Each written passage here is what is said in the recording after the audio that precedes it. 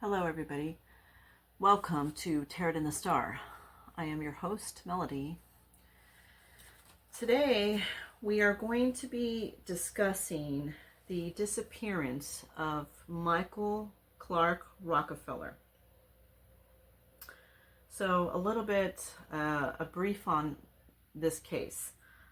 Michael Rockefeller was a son of a New York governor and vice president of the U.S., Nelson Rockefeller. This was a long time ago. He was born on May 18th, 1938, and disappeared on November 19th, 1961. He was 23 years old when he disappeared. His family was a very wealthy family, but Michael Rockefeller, he was somebody that kind of wanted to do things for himself. He went down to the Asmat region of southwestern Netherlands in New Guinea, and he was a photographer. He wanted to be a photographer. He didn't want to live necessarily on his family's money. He wanted to do things for himself. He wanted to be his own person. So he went down there, and it was a really rough area. You know, this is like tribal people and all that stuff. And he was taking photographs. He's taking photographs out there, getting to know the people. And now that part is called Indonesia, okay? But in that time, it was, the New Guinea area. Anyhow, he ended up, he was on a boat with a friend, and the boat started sinking or something like that, and he was saying, okay, I'm going to swim to shore, get some help, and I'll come back. He never made it back. Like, people saw him dive into the water, and then that was it. They didn't see anything of him. He disappeared, and there's stories throughout the years that, because some of the tribal people that he was dealing with were cannibals. And so there's stories throughout the years that they didn't know, for some of them, they didn't know that Michael Rockefeller was there doing photographs or research and helping them. And, you know, it was told that some of the elders ended up killing Michael Rockefeller and eating him. Now, I don't know what's true or not. We both don't know, right? But, you know, we can see what we can get out of the story. So he was age 23 years old when he ended up missing. Okay. And know that there's also like alligators in that region and all that kind of stuff. Okay, so it's not cut dry whether they ate him, whether he was killed by an animal in the water. You know, it's not very clear. Okay. Spirit guides, please tell us what happened to Michael Rockefeller, age 23, that disappeared November 19th, 1961. What happened to Michael Rockefeller?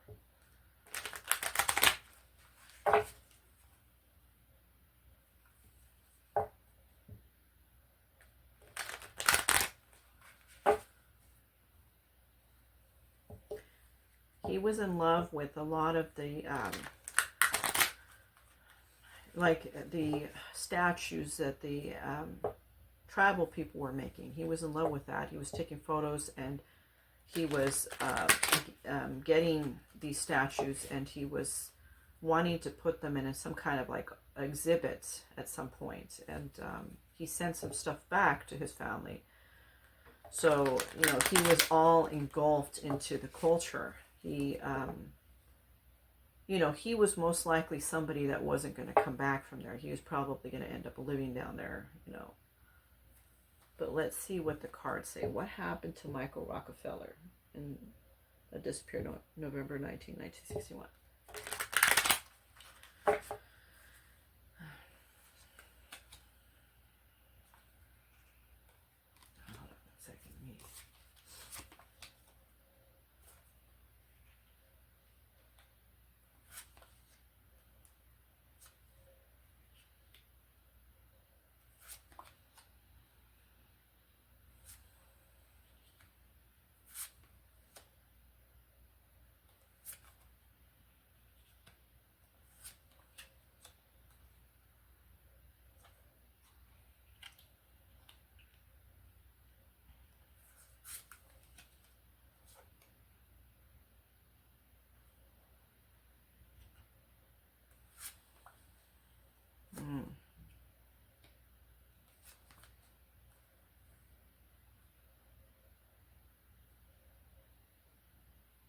So this is where we have to leave it, because that's okay.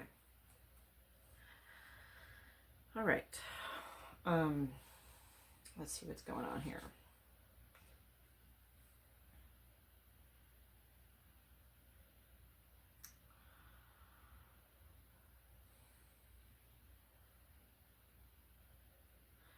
So he starts off going down to New Guinea, and he's excited about this. I'm also seeing here he could have been sick, like he had some kind of like stomach parasite or something, where he was feeling a little sick, and it could have been the water, it could have been anything. But I'm seeing a little bit sick here.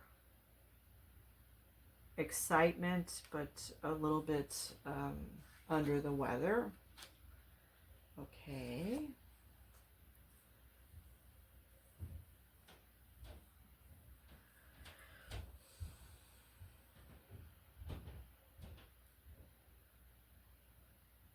He sees, when he gets down, there are a bunch of people. There's a lot of people, and it's completely different than his way of thinking. It's something he's never seen before. He seems like he's showing like a bunch of people kind of doing some kind of tribal dance or something like that, and he's smiling, and it's like a celebration. He's in awe of this situation. He's in awe.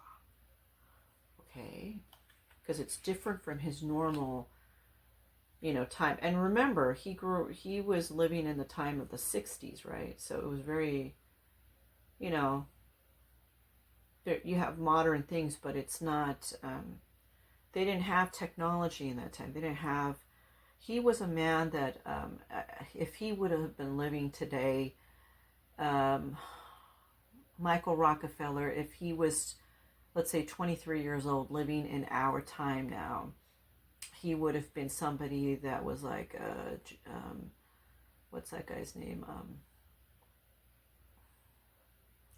He would have been like an Elon Musk. He would have wanted to be in innovation and, involved heavily into new technology and AI and all that. He would have been somebody like that. But in his time, he didn't have that kind of technology. So this was interesting to him. He was taking photographs. He wanted to be a photographer because he thought it was beautiful, but it was also interesting, the kind of work he was doing. So he sees them dancing and everything. He's in awe by that. He's smiling. Everything seems to be going well. Then we see, yeah, it's like they're sharing with him. Everybody's having a good time. It's like illumination for him. He's being illuminated to a different lifestyle, a different way of thinking, a different way of seeing things. It's like it's completely not traditional than his normal way of doing things. And he becomes entrenched into the people. It's like he wants to be a part of that whole thing. He was about adventure and fun and what's exciting to him. And I see here that he's like sharing meals. He's sharing with people in this whole dance thing, and it's like a celebration or something.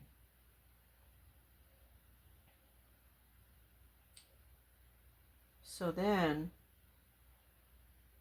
he goes out.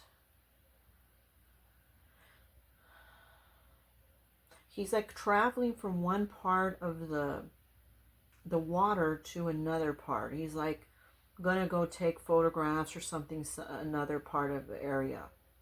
He's gonna go meet with some people to look at some artifacts and take some pictures in another area or something like that. The boat starts to catch water. As we know, the boat was sinking, and it's showing here, the boat's catching water. He's unsure here whether the boat is going to sink or not. He's unsure.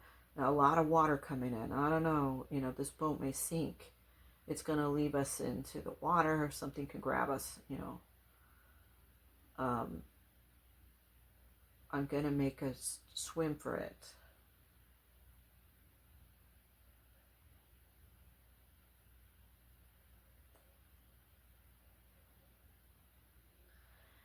He's swimming against some current, and it's heavy. It's like,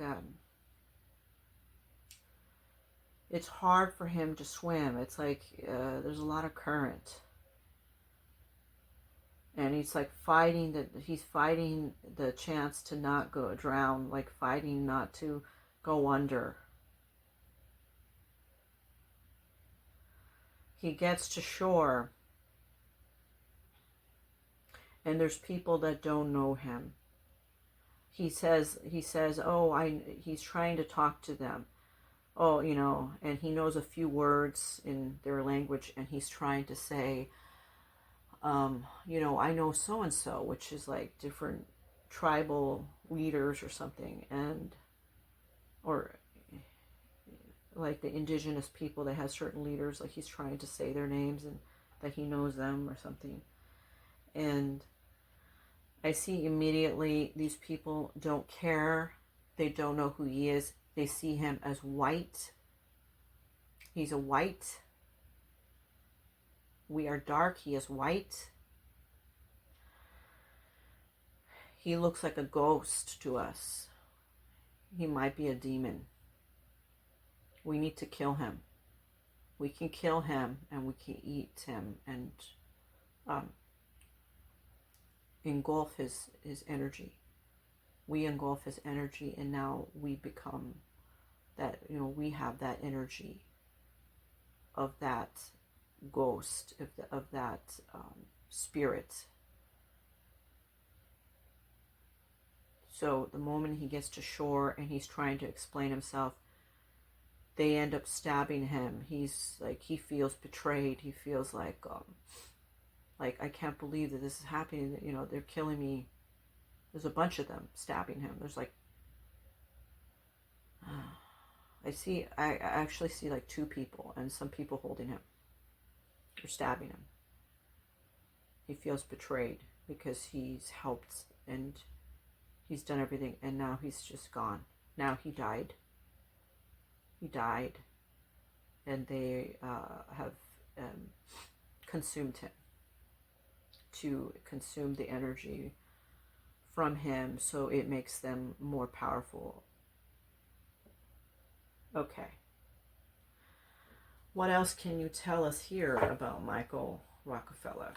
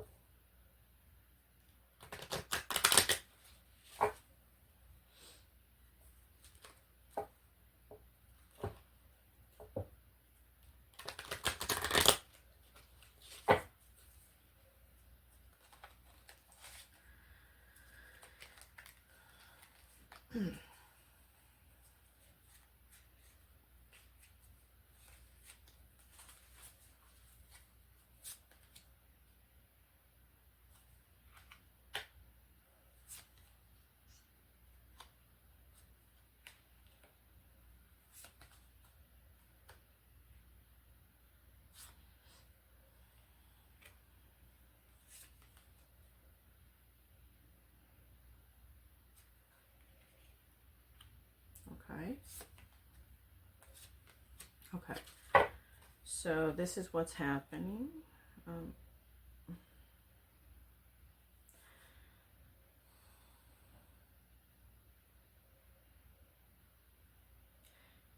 He's showing he transformed into energy. It was as soon as he was getting stabbed, it was like he came out of his body, and now he's changed into his real form, which is energy. We are all energy, by the way, of course, right? So he's transformed into energy. He still goes and visits his old home where he used to live. He still goes to his old home and visits. He was guided by the light. He was guided by God.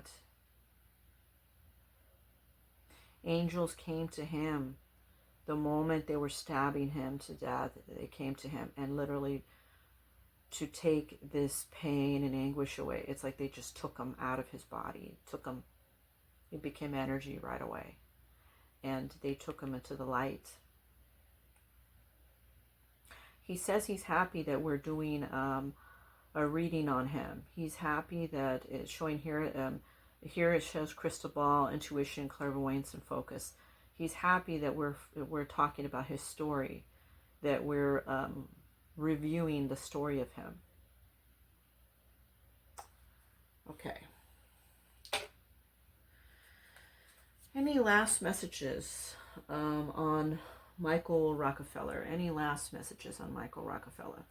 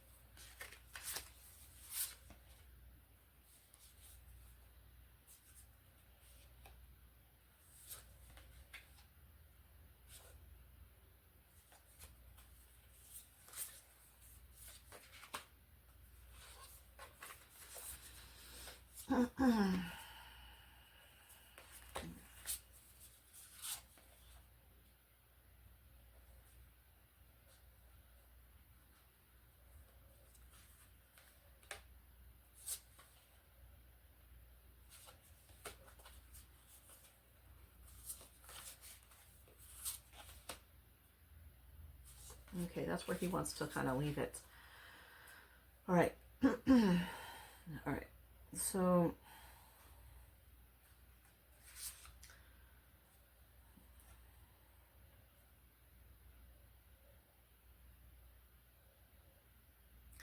he's saying that the people that ate him and, you know, that took his life and ate him, they mostly scavenge and they eat,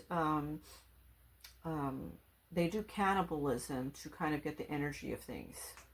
It's like they want to be more powerful as warriors and things like that. He doesn't, he forgives them. He doesn't blame them.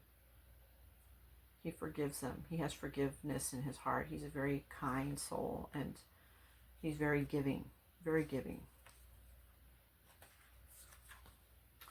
Then you have balance.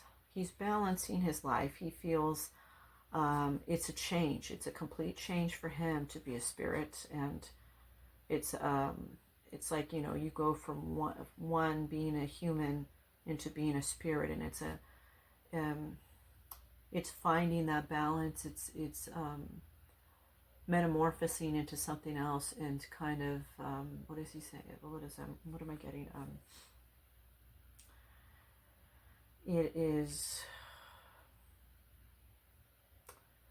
It's a complete change from the way that we perceive it to be. Then you have anticipation. He wants to come back to this world. He anticipates to come back at some point. Then you have anomaly.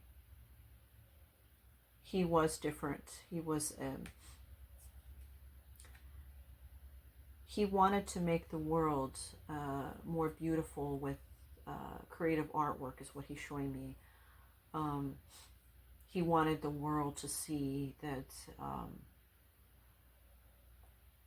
these these tribes people create beautiful things. These are things that should be shared with the world. And he was very alone in his thought process and his beliefs.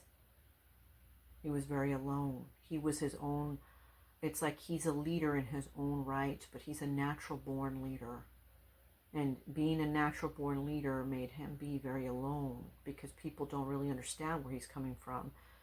People sometimes were telling him, you're so rich, you don't even need to do this photography thing. You don't even need to be hanging around here and caring about these people and trying to learn their language and eat their foods and help them out. You know, why do you even care about that? But he was different.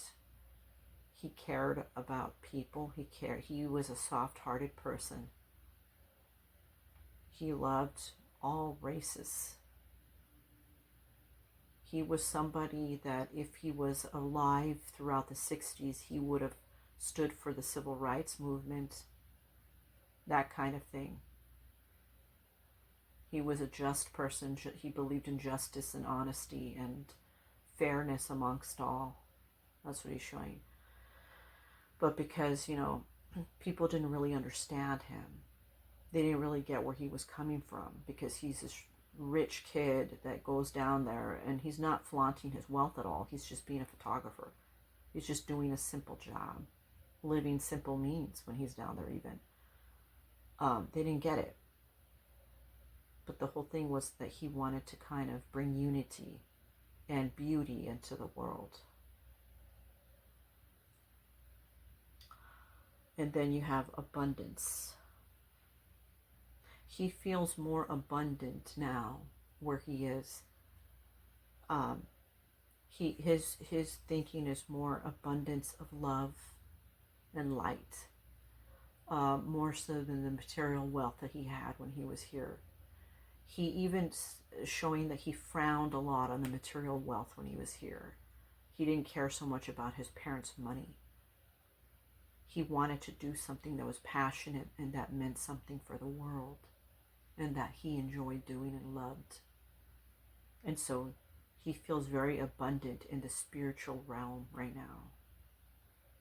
He's more connected to angelic type of beings, because that's kind of what he was in this world, right? He was trying to do something beautiful and peaceful. And this happened to him, but he doesn't blame those people for that. He's showing it's like they didn't know, you know, they didn't know who I was, like that I was just trying to be helpful, and I'm trying to show and display their beautiful artwork and show that, you know, all their beautiful culture. They didn't understand, you know, they didn't know that I was friends with some of these other people. So that is him. That's Michael Rockefeller. In a nutshell, what happened. It's really interesting. Okay. So I will conclude this. And of course, we always have more readings coming up. If you have not subscribed, do subscribe and click on the notification button so you can be notified of these upcoming readings. If you are liking these videos, click on the like button.